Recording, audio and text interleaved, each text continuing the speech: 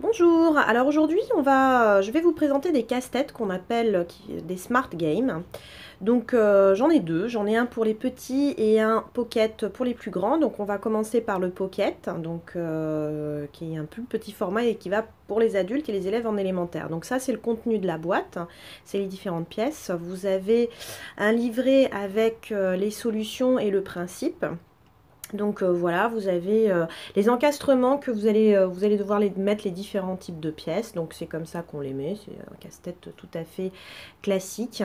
Et dans cette version-là, eh ben, c'est le petit bonhomme vert, il va falloir qu'il sorte du temple maudit. Donc bien évidemment, vous avez les solutions en fin de livret. Et vous avez plusieurs niveaux différents. Donc ça va du facile au beaucoup plus compliqué. Donc ça c'est vraiment très très bien pour faire travailler les élèves en autonomie pendant qu'on en fait travailler un autre.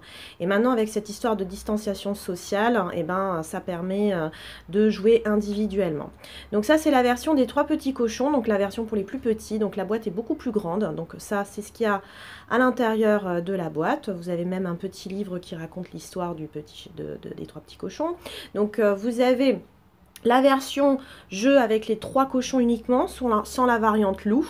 Donc dans ce principe-là, il faut placer les maisons de telle manière à ce que les cochons soient dehors. Voilà. Et vous avez une autre variante, un peu plus difficile, la variante avec le loup, où là c'est le contraire, il va falloir que les cochons soient à l'intérieur des maisons.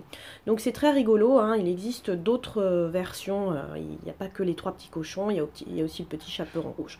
Donc voilà les Smart Games, c'est des petits jeux très intéressants, qui sont très utiles et qui donnent une variété. Donc ça c'est tous ceux qui existent sur le marché en pocket, et ça c'est pour les plus petits.